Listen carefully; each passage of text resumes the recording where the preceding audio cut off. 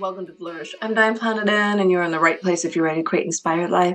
And we do so by working on our own personal development so we can be strong role models for those we love and mentor and strong for our own personal well-being.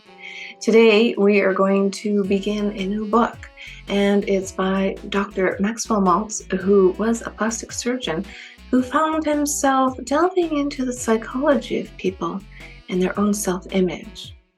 When their thought process, their thoughts about themselves didn't improve after, say, let's getting a scar removed from your face, whatever the case may be, they still felt a lack of self-worth. So this is going to be an interesting read and an interesting journey. And the whole reason I am doing the psychology of self-image from this book is because it's been a super hot topic on this podcast. And I thought, you know what? If people are really struggling with this, let's continue that conversation. So here we go. The chapter is called Your Self-Image Can Give You a Starring Role on Life's Stage. You are the director, the actor. You can change the story as it unfolds now, this instant, and for your whole lifetime. You can make this a success story. You can be the hero and conquer the villain. And you can make this a heartwarming story, which will enrich the lives of all who know you, rather than a drab mechanical tale, a chronicle of boredom. It's all inside of you. It all depends on what you do with an image you carry inside you, an image which is your most important tool for good or for ill. It all depends on you and your self-image. And he says the self-image is your own conception of the sort of person you are.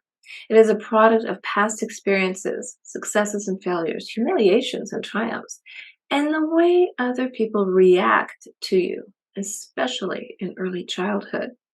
From these factors and from others, which we shall discuss later, you build up a picture of yourself, which you believe is true.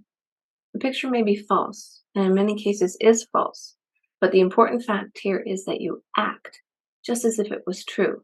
For all intents and purposes, it is true.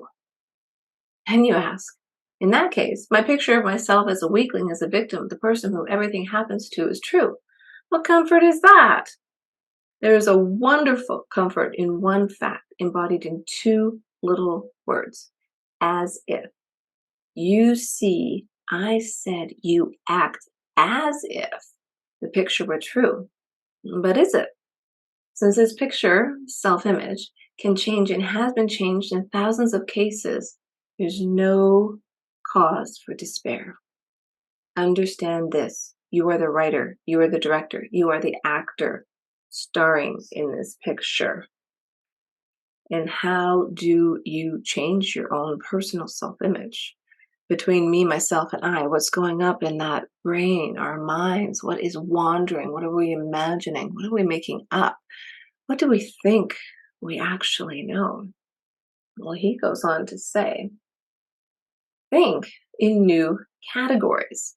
This is what I hope to help you do. Think, feel, act in a new category. Re-examine what you've taken for granted. Become dissatisfied with proof. Broaden your beliefs. In other words, change your self-image. So this is a mental blueprint that you have to change within yourself. All our actions and emotions are consistent with our self-image. You will act like the sort of person you think you are. You simply can't act otherwise, even if you exercise all your willpower. The person who thinks they are a failure type of person will find a way to fail, no matter how hard they try to succeed, even if a few good breaks do come your way. The person who thinks they're just unlucky will manage to prove that they are indeed a victim of bad luck. You're not a victim. The self-image is the foundation stone of our whole personality. Because of this, our experiences seem to verify and thereby strengthen our self-image, set up a vicious or pleasant cycle. And, numerous discussions and studies have been done on this, where two people can have the exact same job at the exact same company. One succeeds and the other fails. Is it their self image? Is it how they identify with themselves? Do they see themselves actually in that role? Do they identify with that picture? Do they identify? It's like, yeah, I'm so proud to be selling these beautiful cars, where the other person's like, oh, I only sell cars for a living. That self image, that rotation, what you're giving back is all what this is about. If you think you're really helping somebody in meeting their, that's my dream car, I love it. Or if you think, oh crap, I hate selling cars, you're not going to succeed at doing it. Herein lies the problem. Do you identify with what you're doing or who you're being or what you're becoming? Goes on to say, or this is basic, the self image can be changed. One is never too young nor too old to change their self image and start a new, more productive, creative life. Ah, positive thinking, he says, though, can be used as a kind of crutch for the same old self image, but it will not be really effective. For how can one think positively about some situation if one carries with them a negative opinion about their very self? A basic conflict is set up here, but many experiments have shown that once the idea of self is changed, other things consistent with the new concept may be accomplished, often without great strain. If one's self image is nourished on past successes, it will be pleasant. But if inhibitions have blocked off the road to success and past failures clutter up the mind, one's self image will be poor. As, as he's spoken to in the past about that example I gave you, where he removed someone's scar on their face and they still weren't happy. They weren't being true to their own self, were they?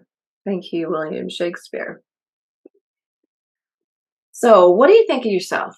I mean, what do you really think of yourself deep down inside? Do you like yourself? Or do you regard yourself with distrust? Do you expect too much of yourself? Or do you sit back passively, waiting for life to come to you, for people to do things for you? Do you set reasonable goals for yourself, goals whose accomplishment will help you feel whole and alive? Or do you let other people tell you what to do, what to think, how to behave? Pushing buttons, right? Do you think you are good looking, or do you secretly think of your too long nose or your too big of mouth? What you think is very important. Your own worst enemy, right? So, how then does one live a happy life? How does one find joy living in this busy, complicated world of ours? What is the secret? It is really so simple, he says. To really live, to find life enjoyable, you must have a realistic, adequate self image, one that you can live with. You must like and trust yourself. You must feel that you can express yourself without fear of exposure. You must feel no need to hide your true self. You must know yourself well. Your self image must be realistic, what you really are. You feel good when your self image is intact and adequate. You feel full of confidence when you're ready to show the world what you are and you're proud of it. You breathe life, give deeply to life, and take happily from it. That is, in a nutshell, the secret. The secret to success is the secret in your self image. And I'm coming full circle here from the quote I said from Emerson at the beginning of the episode. But that is the secret sauce in your own self image. And that's why, when you have children, you have this amazing opportunity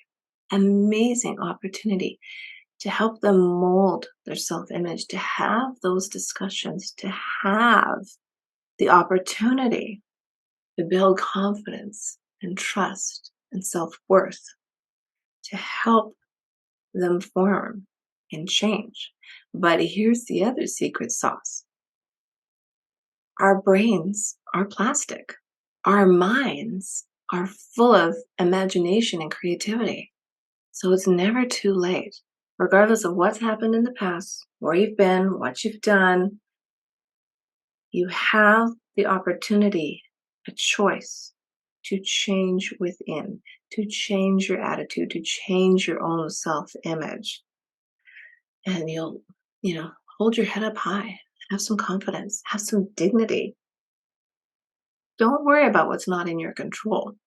That is one huge lesson I still remind myself of daily. If you can't control it, you have to have a little attitude adjustment, right? So here he says, to improve your self-image, you must be willing to apply your mental energies in doing these vital practice exercises. If you work hard at them, you can change. More than that, the changes may seem miraculous to you and your friends, but you must work hard, stepping out on the stage of your mind to practice. That's what craftsmanship is. That's what mastery is. And at first you will flub your lines and miss your cues. Yeah, a little bit of struggle in the beginning. Don't worry about it and don't blame yourself for it. Change takes time and effort. And then you're going to be in the apprentice stage, right? But if you keep at it, the production will be smooth later on. There's only one corner of the universe you can be certain of improving, and that's your own self. That's a quote from Huxley, a great English writer. And that's just what we're going to do. That's what we're going to do. And I'm going to add episodes a little quicker than once a week, because once you've digested this thought, and that's why I break down these books for you, digest this thought that you are in control. You can have that little chat with your own mindset, your own personal self-image. And once you can lift that up, you will live a more inspired life. Well, if you like the show, share it with somebody you know, and hey, hit that subscribe button. You don't want to miss the next episode. This is going to be an amazing journey. You can take the whole summer and just keep listening and re-listening and rewinding to hear the wisdom of the magic power of self-image psychology. I'll see you soon.